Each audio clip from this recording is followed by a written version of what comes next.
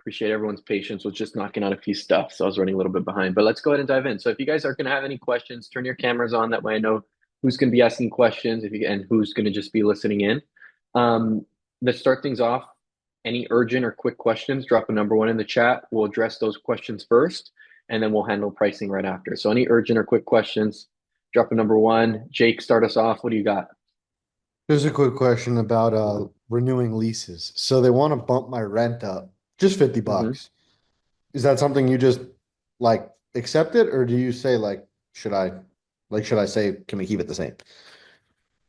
If you have a good relationship and you have the leverage like you do, I would 100% just try to negotiate, see what they say. It doesn't hurt. Ultimately, if they say like, yeah, nothing we can do, just sign it. It Most complexes, it's really rare that they bump up rent. If they do bump up rent, usually the most that they'll go is up 50. I know for me, like I always tell you guys sometimes, like and it's just probably my complex. It's not any favoritism towards me. It's probably how they do business. The most someone's bumped my units up has been like $5, and most of them go down in rent. That's not always the case, but point that I'm trying to give you is, sometimes the same time it goes up, maybe the next year when when renew options come up, they'll probably go down potentially. So don't stress it. $50, not going to be a major difference. I think anything over $200, then it's like really. But anything other than that is no big deal whatsoever. So I would, because you have leverage and because you have a good relationship, I would definitely try to see if they could just keep the same rent or maybe give you a better rate. Okay. So that was my first question, and then my second question was, how did I just forget it already? Oh, we were just discussing the pricing yesterday and how I was kind of like in the position now where I was holding out a little bit, even on like an open night. So I've got two units open tonight, and just above like $2 above break even. Whereas the last month, at this point, I'd be below break even. So now I'm just like fighting with myself all day in my head if I should drop or not. So like, Yeah, what would you do here? like we discussed, bro, like your lead time is so funky. Like I haven't seen it like that before. Like I said, mine, I'm used to the 1 month out. Some people in North Carolina are a few weeks out as well, a month out as well. Um, I've never seen it where in the slow season it's the opposite, that it's closer. But hey, like I always say, lead time is what it is. So if that's the signal we're getting and the that's like the data that we're given. Let's run with it. So, like I told you, on a couple of our calls ago, I said if I'm like I think I said if you're like 2 or 1 day out, have it at your break even. And then the second, or no, I said if you're 2 days out, have it at your break even. Or yeah, if you're 2 days out, have it at your break even. Day of, I would bring it, 2 to 5 under Okay. day of, because like now we're in a position where if it goes unbooked, we lose money on that day. So I'd rather we get money in our pocket than nothing at all. So that's what I'll do, and then keep your lead time higher to like keep your price holding until like even 3 nights out. Like keep it holding at a high profitability since your lead time is so short. I mean, sometimes people are booking like 2, 3, 1 day out. Okay, I got you now. So rather than slowly trickling down to my break even throughout the week, hold it and then just 3 days out, then just slash like $5 to my break even. I got you. Correct, correct, yeah. Okay. And then um last two things real quick. So with that one claim last night with that party, they Hmm. won't help me because they said I need pictures, like they not even just the invoice. I need pictures of why it required extra cleaning. So I'm just like, whatever, I'll just forget about that part and just go for the violations. And they're telling me that that's a whole different department, just the violations, and that they don't speak on the phone. They only speak through email, and I have to just wait until they reach out to me. Correct. Yeah. So what I would do is I would literally chat GPT it and have him respond and be like, "Hey, my main concern is the violations here. Like and put it be like, hey, the only options that I have to submit a request was this one. I called Airbnb. They said that this would fall under this option. So I'm just looking compensation for the violations that were violated at my property in terms of a 2 bedroom, 800 square foot apartment unit having over 38 plus people. That's a like a fire hazard, list a whole bunch of hazards that it is, list why it's a violation, list your noise complaints, list all that. So address like, express how, or sorry, not address, express how how you need support urgently from, you don't care what department, just whatever department handles it. If you can be transferred over to them and if your information can be forwarded to them so they can reach out to you right away to handle the case. That's what I would do. Okay, so I actually just called Airbnb support like 20 minutes ago. to basically to ask them. I was just like, I'll just be straight up like, I don't have photos of the inside. I'm not really concerned about that. I'm more so just concerned about getting my violations reimbursed. So I did that, and then they messaged me on support and said, I just checked on this. Want to let you know that your dedicated reimbursement request support ambassador is still working through your case. So would you send what you Mhm. just told me in this chat or to the original email asking me for more info? I would do it in both. Okay. They already have a That ticket on the claim, so if another person addresses it, they'll be able to say, "Oh, Ricardo's on it" or whatever. So they'll okay. they'll pass the information as needed. And then last thing was I got a verbo inquiry today, and they're basically asking me if I'm okay with them having only 5 people stay the night, but if they have 14 people over. So obviously that's a Mm. no, but like, do you accept that and like bait them or just keep it No, going? no, no. They inquired about it. Though they asked you, so it's like it's just setting you up Okay. for issues. So I would just tell them, hey, respectfully, due to fire hazard and complex rules, unfortunately, we can't have more than the specified people allowed in the place at one time. Even if it's just for a small visit, we can only have 4 people or three It's the people, same whatever it unit from the party too. It must be a hot spot now. is. The words around town, man. That's the place to be, apparently. And then I very might last, have to book it. yeah, I'll warn you. Don't waste your time. Last question for real though. Because I know when I met Max, he said he had operated in Birmingham. Does he know anything anymore about like lead time and stuff like that, or has it kind of changed since he was doing it? Uh, Max operated there years ago. Okay. Maybe like right after 2020, like 2021. Um, I can ask him. I'll reach out to him. I'll see if he knows anything about the lead time, if he remembers what it was like, and see if it's lining up with what you have. But then again, you have to remember markets change, Yeah, it's been so years. yeah, like things can shift, but then at the same time, things probably won't. I mean, look, I've been in Arizona for over 4 years, and it's been the same thing every single time. So yeah, let me pick his brain and see if he remembers what his lead time was, and we can kind of use that and run with it. All right. Thank you. I'll stop taking up all the time. You're good, man. No worries. I don't think we have any other questions so far. All right. Well, does anyone else have any urgent or last, any quick questions to I answer? have a, hi Andrew, I have a quick question. Yes. Yes, so right, for my unit, right Mm-hmm. now, I just got the lease, right? And the leasing agent, she said that there is no unit. Wood There's no units. You cut out. Sorry. Can you hear and me? dryer in the unit. Yes, I Sorry, can you hear cut you. out. Can you hear me? Can you Yes, hear me? yes. What were you saying? The leasing agent told you what? There is no washer and dryer Mm-hmm. inside of the unit. Um, Yes. does it matter? I thought it would come with the washer and dryer. No, washer and dryers do not matter to us. Um, Okay. I know I've explained it to some of you guys on the call, but just if you guys haven't heard me explain it before. So when it comes to amenities such as like washer and dryer, um, pools, gyms, all these fancy things that we see. The cool thing about catering to travel professionals is, although those things are neat and cool to have, um, it really just does not make a difference whatsoever in terms of profitability. If it did, we would really, really push a big emphasis on it. We're just fortunate that some of the buildings that we partner with, you just have these things and it works out to just have them. But I'll be honest, I mean, I've cross-referenced my numbers with people who don't have absolutely any amenities, don't have anything, and it pretty much lines up with just the statistics that we find within the market. Like they still hit the same profit averages. There's not an increase in profitability in any sort of way or demand or occupancy. So because of that information, we've narrowed it down that like this stuff just really isn't important. So rather than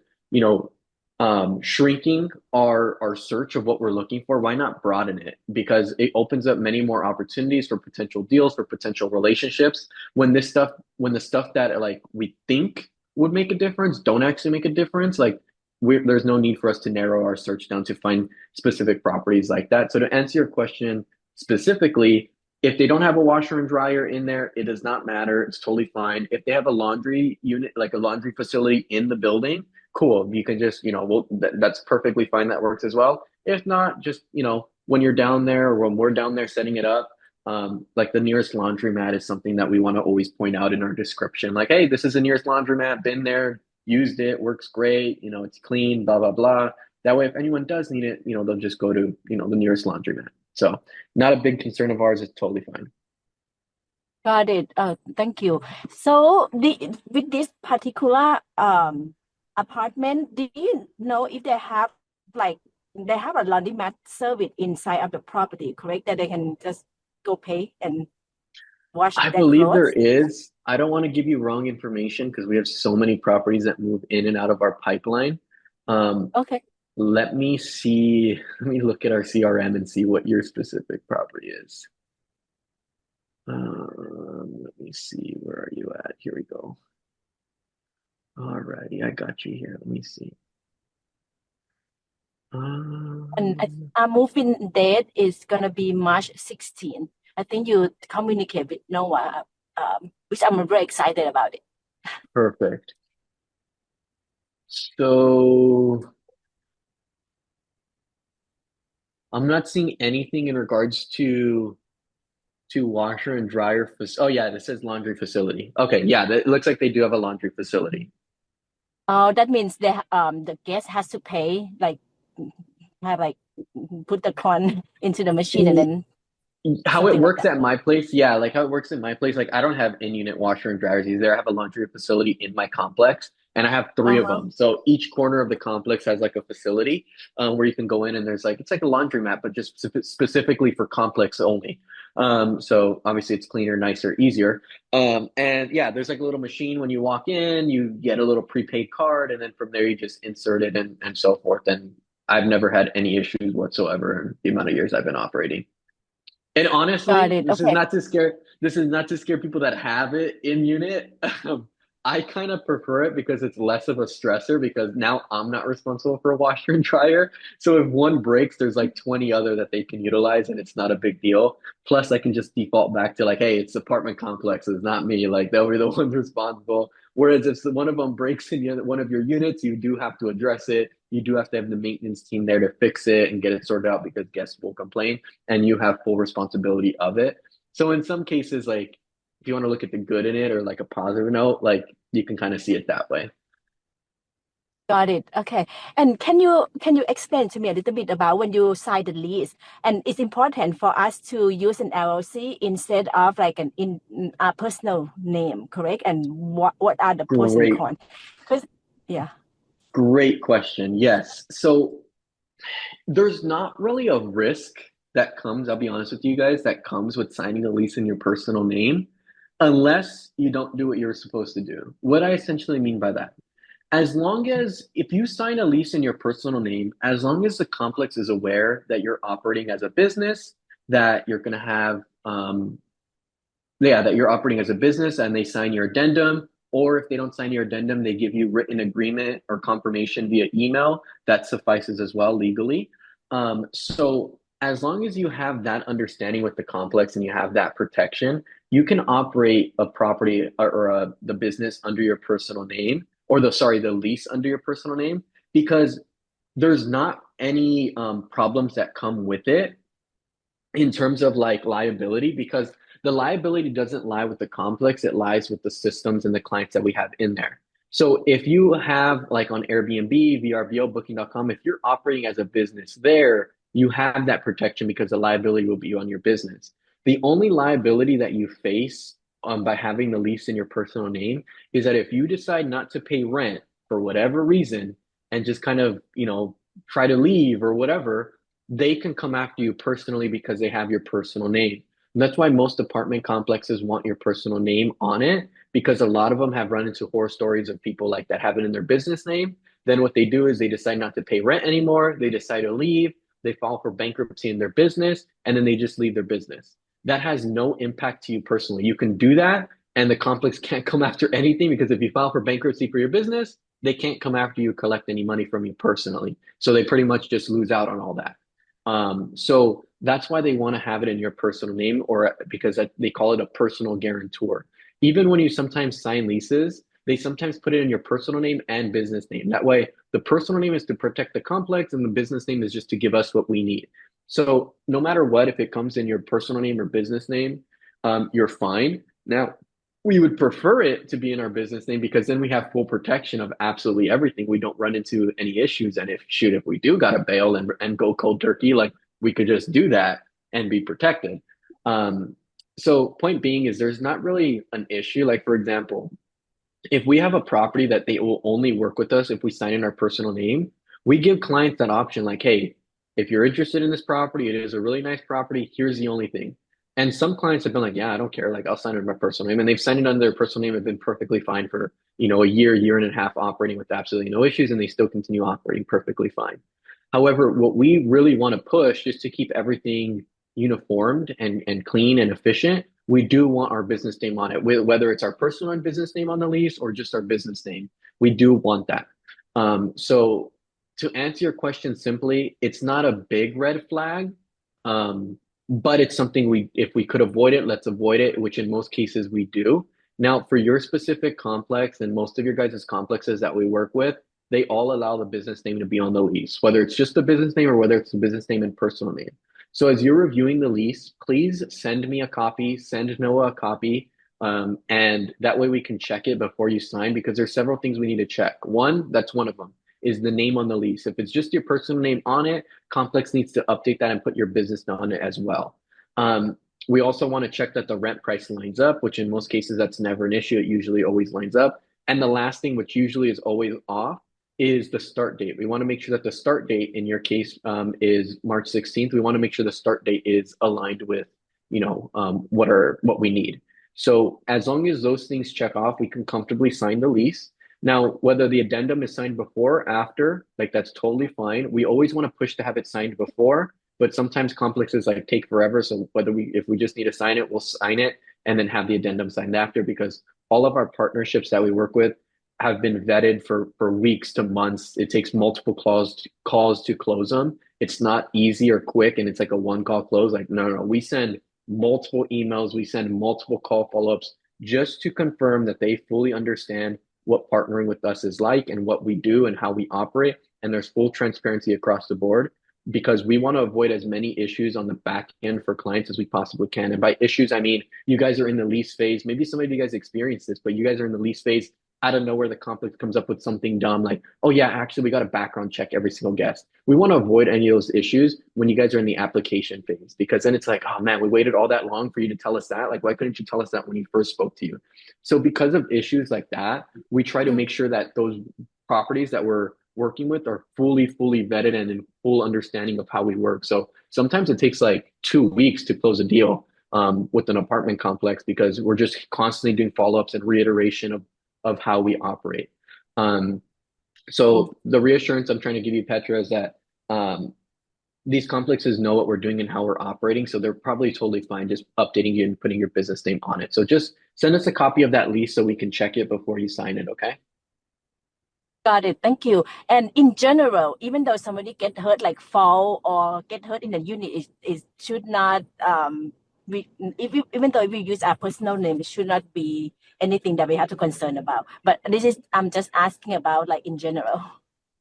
Yeah, that's where the insurance plays a role. And since we're going through these platforms of short-term rentals, since that's where I say our business name needs to be the main form of contact for the liability insurance that we get from Airbnb, VRBO, Booking.com, because we're going to go through their insurance, their liability protection to have us covered. Has that ever happened before? I've never heard of like someone experiencing that. I've never experienced that, but knock on wood, that's not to say that it's not possible. It's 1,000,000% possible. So we obviously want to be protected. And that's where I always say like, hey, make sure all your bookings stay on platform because beyond the damage protection, beyond, the refund and violation protection that we have through Airbnb and Booking.com and VRBO, we have liability protection through them. So that's why it's important we keep everything on that platform. And if you're not, you need to make sure you're fully protected by having an insurance policy that covers your specific business model. And the only one that I'm aware of is Proper Insurance. Another one that's come to my attention is Steadley Insurance. You can look into those, but I'll be honest, they are very expensive and rightfully so because it's very rare to find insurance companies that protect our business. And that's why I always say like, hey, if you want to save the funds, just make sure you keep everything on platform. If eventually you grow your profile to be very reputable, and you start taking bookings off platform, just make sure before you ever do that, that you have the proper insurance to protect you. But if you don't plan on doing that, and you plan on staying on platform bookings, you do have the liability protection that these short-term rental sites offer, which is up to $1 million. I think some are like $2 million in liability and damage protection. Oh, got it. Thank you so much. Of course. Sorry, I could not turn on my camera because I'm driving at the same time, but I'm gonna let the others ask you other question. I have more question, but I can come back tomorrow or something. No worries. If you want, circle back. I'm gonna jump over to Mara. Anyone have any other questions after Mara? Drop a number one in the chat. Petra, if you have any questions towards the end of this, drop a Okay. number one in the chat. We'll circle back to you after we answer a few more people. So, Mara, what do you Sounds good. got for us? Sure. Yeah, I'll share my screen. I just have some pricing questions about my one bedroom. I have some dates that are available about a week out. So we have the in between. Can you see my screen there? Yep. Yep. So we have the in between, but nothing's really been moving with that. So I'm wondering to what percentage I should reduce that at this point 1 week out if I start with a 30%, or where we go from there. Yeah, since you're so profitable for the month already for both of your units, I what I'm chasing now is just extra money and occupancy. So Mhm. in my mindset, what I'm thinking is what I would do to fill those up is I don't care if someone books the 2 nights or if someone just books one night and one night. So what Mhm. I would do in cases like this is I would just want to secure the booking to just any little money in our pocket is just extra profit. We'll take it since you're already profitable. So what I Mhm. would do is instead of having an in between on that, and I would only do this for specific cases like yours, where it's just a 2 night gap and we just want to fill it up. If this was a 3 night gap, I wouldn't do this. If this was more than a 3 night gap, I totally wouldn't do this. But if Okay. this, since it's a 2 night, I don't care if both of them get booked individually or if they get booked together. So what I would do is I would change that in between to a no discount, and then I would put a fixed rate right at your target daily rate for both. Okay. So no discount. Yep. And I And then would I put it at the target daily rate for both. on Okay. Price Labs. Yep, you'll put a fixed rate on Price Labs to just drop them to exactly that price. So if you're like, hey, my target daily rate it's 90, on Price Labs I'll set each of those days directly at 90. No percent discount, no nothing, just put them at 90. Okay. And that's because it's 2 nights. It's not more than three, the two. Okay. Correct. It's for two reasons. One, because you're more than profitable. So you're doing great. So we just want to secure the booking and just keep our occupancy high and profitability coming in. So that's the first reason. Second reason is correct because it's 2 nights and that's it. So it's like, it's easier to just get one night and one night, or just get both of them. Okay, great. Yeah, that'd be great to get those locked in. And then I'm looking further ahead to the 2 bedroom. It's kind of a weird Monday through Thursday. I put it in between there. Is that right? Yes, in a case like this, since our lead time is further out and that's a larger gap, I wouldn't put a fixed rate here. In this case, I would keep my in-between discount, but I Mhm. would have a large percent discount on Price Labs as well. And I Okay. would have that gap. I'm quite certain because I'm looking at the numbers here. I'm quite certain that's way, way over your target daily rate. Like I'm Oh, yeah. I'm thinking that's probably at like $200 per night, if not more. So I'm Yeah. thinking we're really high. So I would put a big percent discount on Price Labs whatever I got to do to bring that price per night to about my target daily rate. So I don't want them paying too much. I want them paying at my target daily rate. And I would have it sitting there because you have a few things going against you. It's a small, funky gap. Yeah. Well, mainly it's just those two things. It's a small, funky gap. And it's like you don't have, No, it's not like gonna, yeah, if someone's looking at that, they have to be specifically looking for those 4 days. There's not okay. really a weekend involved. So it's just a harder, challenging booking to get booked up. Not saying it won't get booked up, but we just have to have an incentivizing price so that it does. So if Okay. everyone's pricing is at like 200 and something for those days, we can have that incentivizing pricing by having it like, let's just say your target daily rate is 90, by having it at 90 per night. So what I would do there, keep the in between and put a percent discount to the Price Labs to have it at that target daily rate. Yeah, my target daily. Okay. Yeah, my target daily is like 81. Okay. Sounds good. All Uh, righty. thank Awesome. you. Of course, of course. Any other questions I can answer for you? No, I think that's it for now. Just those two are upcoming. I just got like a 14-day booking on my one bedroom, so that pulls me into April. So I was pretty excited about that one. There we go. Yeah, Congrats. It's massive. thank you. Of Thanks a course. lot. All righty. Cool, cool, cool. All righty. Does anyone else have any questions that we can answer? Go ahead and drop a number one in the chat. Yeah. What do you got, EK? Hey, so I'm driving right now, but I'm just gonna tell you. Uh, Hmm. I have today open and tomorrow Wednesday open, and someone checks in on the 5th, Thursday? which is a Thursday, yes.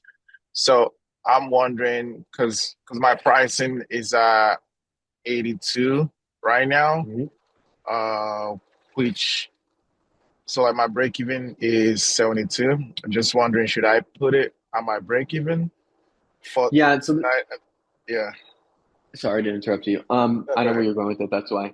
In this case, because I know you were holding it out, because I know you have a one bedroom, you're in high season. I know you kind of like to, which is good. I would agree with you. You like to play it a little bit more on the riskier end, and it's not really risky. You just want to be a little bit more strategic and see how much you can get for Yeah. it. But in this case, since it's already open today, if no one checks Hmm. in today and it goes to tomorrow, that's money you're losing out on. That's a drop in occupancy. Yeah. Although it's a slight drop, and although you're already profitable in the month of March, I would kind of result back to like Mara's case where it's like you're already profitable. Let's just secure the booking and keep our occupancy. So yes, I would drop it to your break even and just secure that booking. You're already profitable, so any extra little money on top of it is pure profit. So it's not really a break even, it's technically just pure profit whatever you get for that booking. Yeah. All right. Sounds good. Cool. Thanks. And in that case, I would even drop it slightly under if you want to, just in case you want to certainly, get it. Because like I said, it's not Yeah. like you're losing money. You're already profitable for the month. So shoot, even if you get it for $50 a night, so that's Yeah. 3 nights that you get booked up at 50. That's $150 extra profit. Yeah. All right. Cool, cool, cool. Alrighty. Anyone else have anything else for us that we can answer? Everyone's good. Alrighty. Awesome, guys. Short, quick call.